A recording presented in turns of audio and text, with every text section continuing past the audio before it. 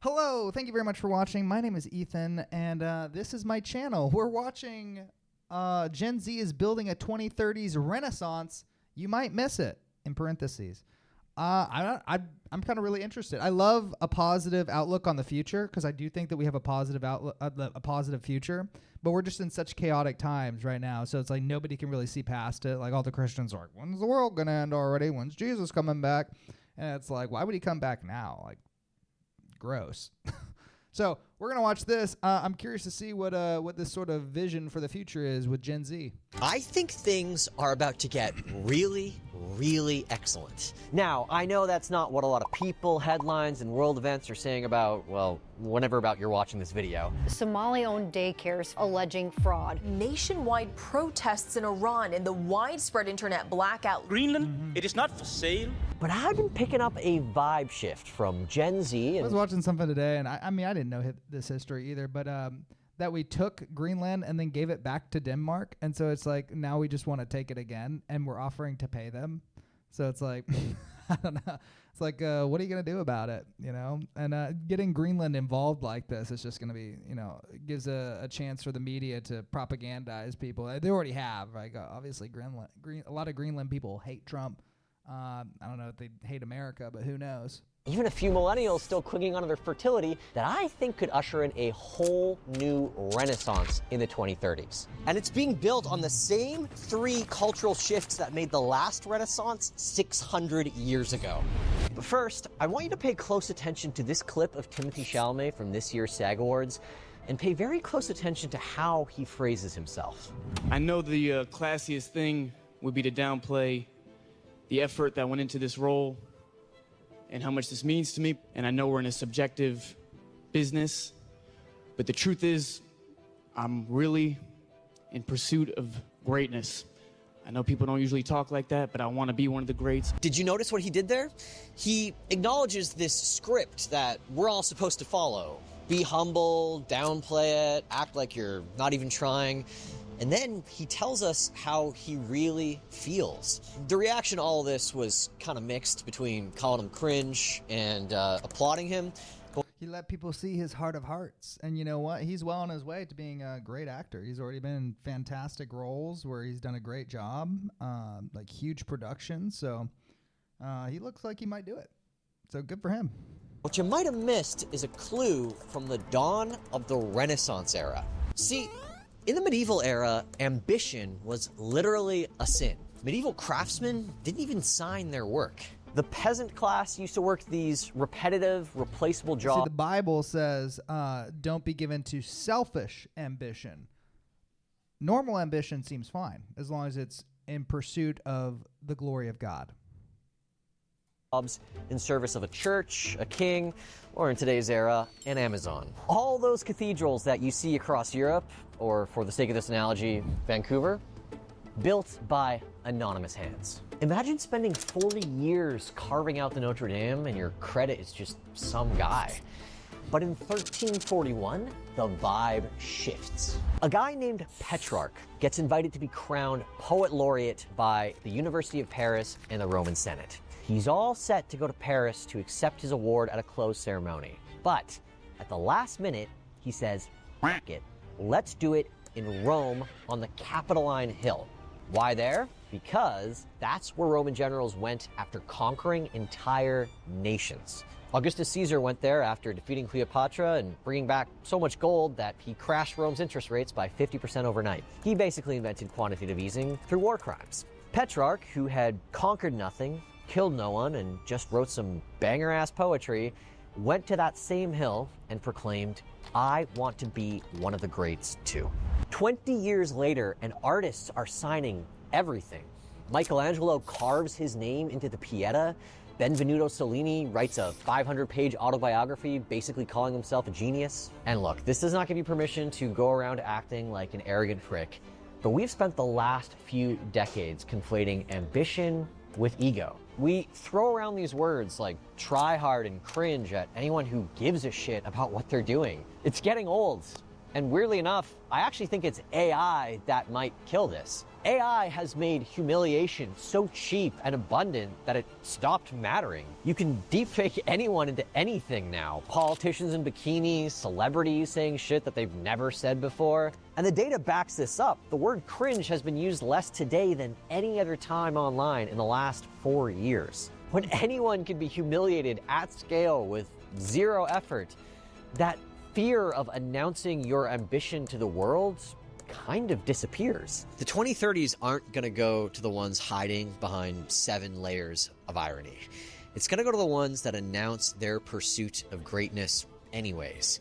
And that might be the most Renaissance thing that we've done in 600 years. Proclaiming... Yeah, I think it's great how Gen Z seems very ambitious. I mean, I'm sure there's a whole another side to Gen Z that is actually not ambitious, and they're like black-pilled, you know, and the G word.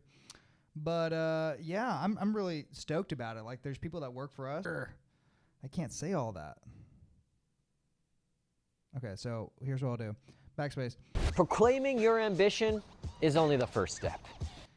Yeah, I think it's great what Gen Z is doing whenever it comes to being so ambitious. Like, I've seen a lot of Zoomers coming up that are like 24 to 20s that have a lot of ambition, and they're like, they want to fix it all, you know, and a lot of them are Christian nationalists.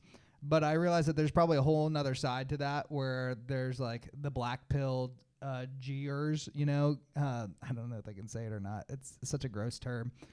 But yeah, I see it, and I think it's great, and I think we need more of it. The second step is tearing down the systems that kept you quiet in the first place.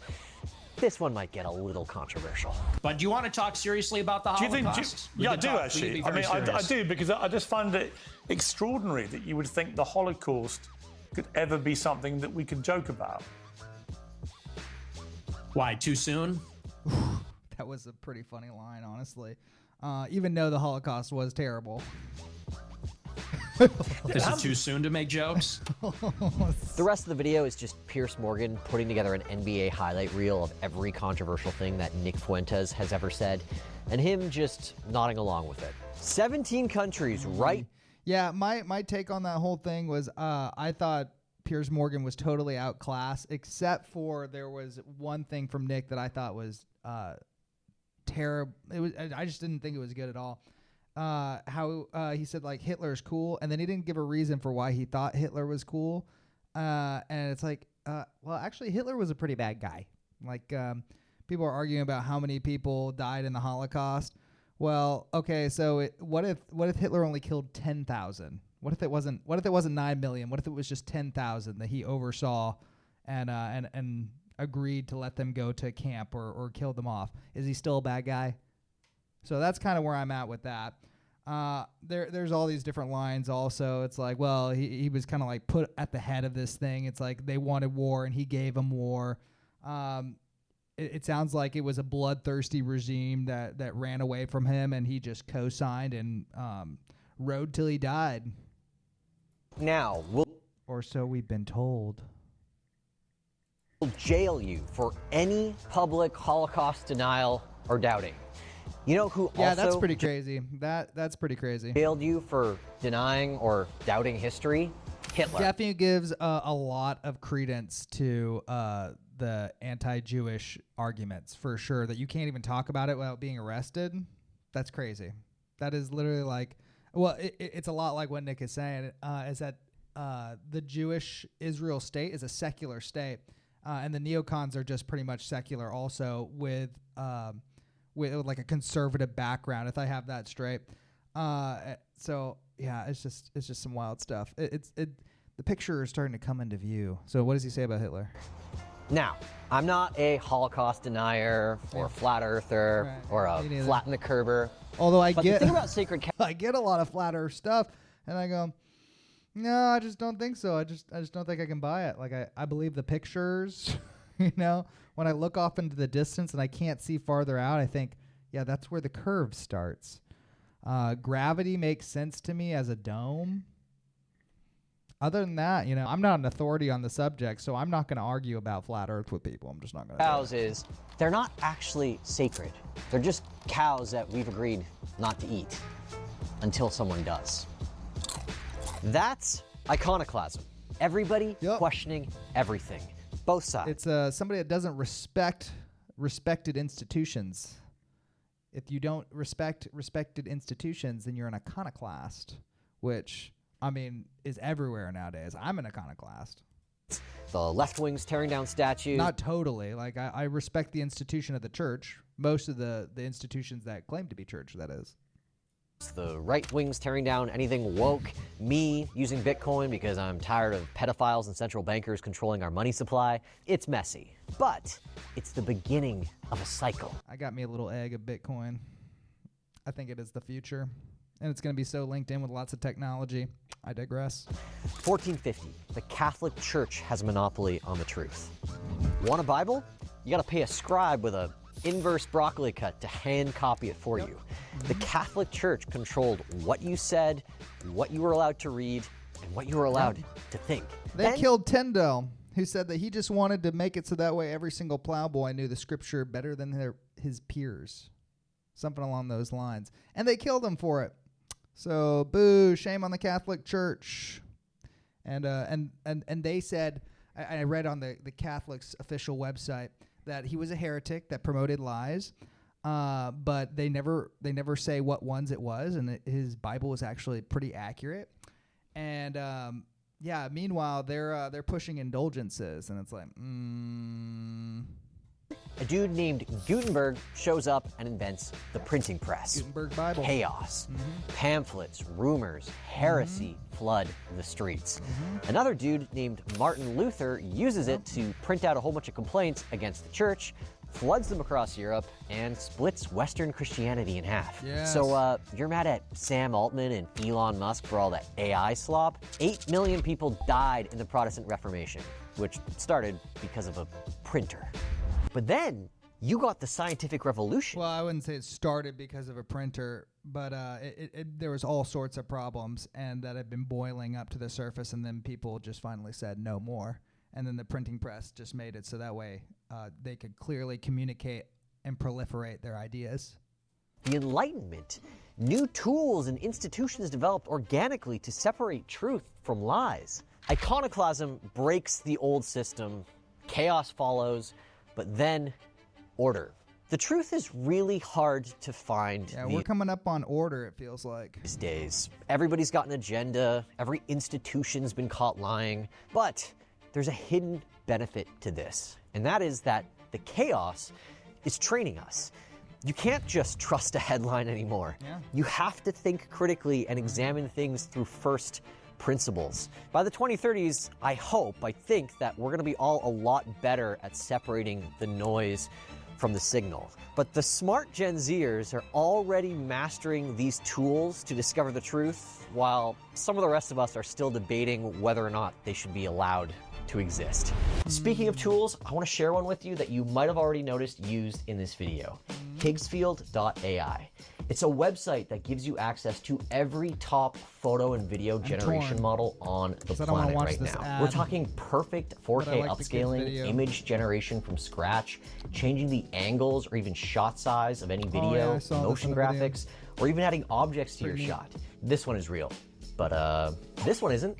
Any idea that you've ever come up with, you can create it with Higgsfield. It's as essential as Adobe Photoshop or even CapCut at this point, maybe even more so. We only have 4 days to edit our weekly videos, and in the past, we were quoted thousands of dollars to do the visual effects. With Higgsfield, we can do all this stuff in minutes, was pretty cool. and it only costs $30 a month. So if you're curious about leveling up your visuals this year and you want to try some really cool and creative stuff, definitely go check them out. And with this code, you can get 50%. This was a lot more than being ambitious and accidentally starting a few wars. It was about making things and places beautiful again. 1434 Florence. A guy named Cosimo de' Medici rises to power, kicks out this scourge of corrupt families and criminals running the city. The Albacci, the Strozzi, the Salviatori, the Gabagool. All this from a slice of gabagool. That one I made up. But then he goes on a campaign across Europe to make Florence the finance capital. And once the wealth starts to flow in, he commissions and goes on this massive, massive building spree. Commissions these artists like Donatello, Brunelleschi, Fra Angelico to fill Florence with public art, plazas, and monuments to the gods. 2019, El Salvador, Nayib Bukele takes a page out of the same playbook, cleans up this scourge of gangs terrorizing the country, takes it from the least safe country in the world to a country safer than Canada or Sweden, becomes the first place to make Bitcoin illegal tender. And when the money starts flowing in, he also goes on a building spree, just like Medici. Starts and creates a surf district that covers a quarter of the country in less than a year. That's cool. Builds a 24/7 public library and market in downtown El Salvador, a place that was a gang haven just a mere 6 years ago. With a mindset that I'd give my left nuts to hear an American or a Canadian politician ever say. Es que lo público debe ser mejor que lo privado. El Salvador is trying to be a modern-day Florence. They've even got a Bitcoin office. Does your country have a Bitcoin office? No. Instead, you've got Jerome Powell looking like he's in a hostage video. Anyways, if you want to see what a country looks like when they actually prioritize these things, El Salvador and the Bitcoin office share everything that they do on X and Instagram. You really should go check them out. But ultimately, here's why this matters to you. Gen Z is demanding the same thing. Okay, cool. They're called third spaces. Your first space is your home. Your second space is your work. Third space is where you hang out. The third space is everything in between. The bar, the plaza, the guild hall, places that people go to just exist, but to also be inspired. For most of human history, this is where civilization happened. Greek agoras, Florentine piazzas, Parisian cafes.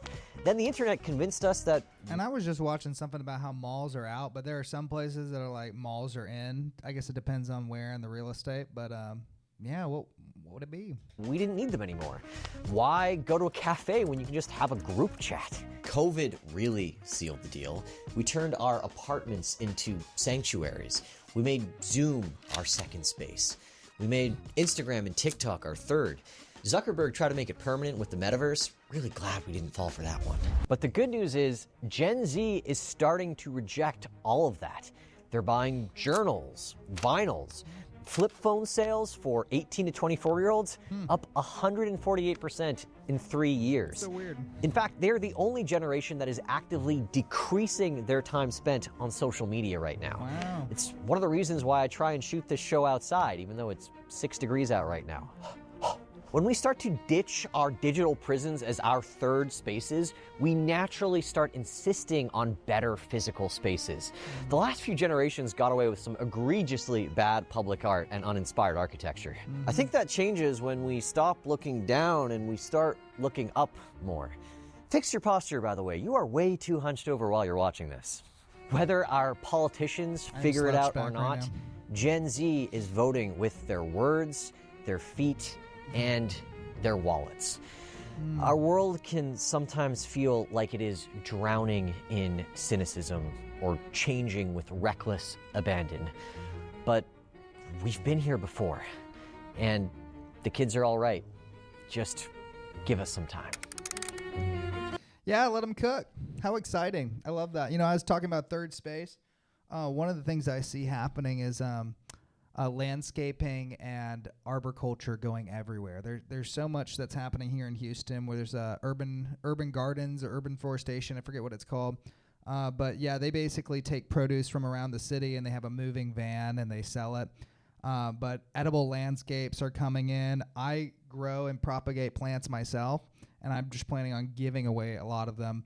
And then maybe even trying to sell some other ones. I don't know. A lot of them, it's just, I owe a lot of people some gifts, so I think that's what I'll start out doing.